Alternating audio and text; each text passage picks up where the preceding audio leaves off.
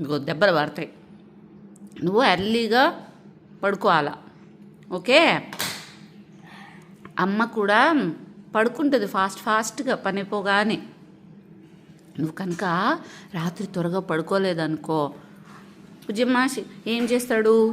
అమ్మమ్మ తింటాడా, బాగా ఎగురుతాడా, అవునా?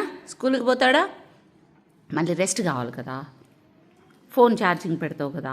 అట్లే ఈ బుడ్డ ఏమవుతుంది, ఇదంతా బుజ్జిగా అన్నీ ఉంటాయి కదా, అవన్నీ కూడా రికవరీ అవుతుంది, ఛార్జింగ్ అవుతుంది.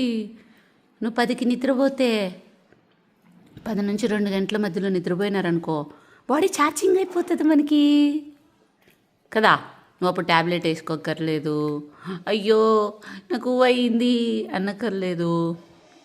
నీకు తెలుసా, నువ్వు ఏం చదివినా బాగా గుర్తుంటుంది ఆ టైంలో నిద్రపోతే. అప్పుడు నువ్వు చాక్లెట్లు దాచిపెట్టేస్తుంది కదా జానక్క, అది నీకు ఎక్కడుందో తెలిసిపోతుంది. త్వరగా నిద్రపోయినావు అనుకో, జానక్క ఎక్కడ ఏమేం చేసింది, ఎట్లా చేసింది, ఎలా ఆలోచించింది, మొత్తం నువ్వు ఒకసారి గుర్తు తెచ్చుకోగానే అన్నీ గుర్తొస్తావు. లేకపోతే ఏమవుతుందంటే నువ్వు చిన్నవన్నీ మర్చిపోతావు, నువ్వు ఏం చదివింది ఏం గుర్తుండదు, ఏముండదు. సరేనా? త్వరగా నిద్రపోవాలి తల్లి. దానికి మెడిసిన్స్ లేవు, నిద్రలోనే వస్తుంది రికవరీ అని. ఛార్జింగ్ నిద్రలోనే అవుతుంది. నువ్వు ఫాస్ట్గా పెరుగుతావు. నువ్వు నిద్రపోయినావు అనుకో, గ్రోత్ హార్మోన్ అని ఒకటి రిలీజ్ అయిపోతుంది నిద్రలో, డీప్ స్లీప్లో.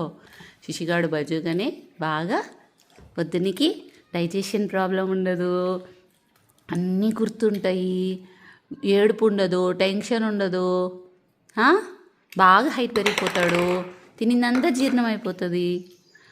స్కిన్ వావ్ ఎంత బాగుందో, క్యూట్గా ఉంది స్కిన్ అంటారు. ఓకేనా? పడుకుంటావా త్వరగా? ప్రామిస్?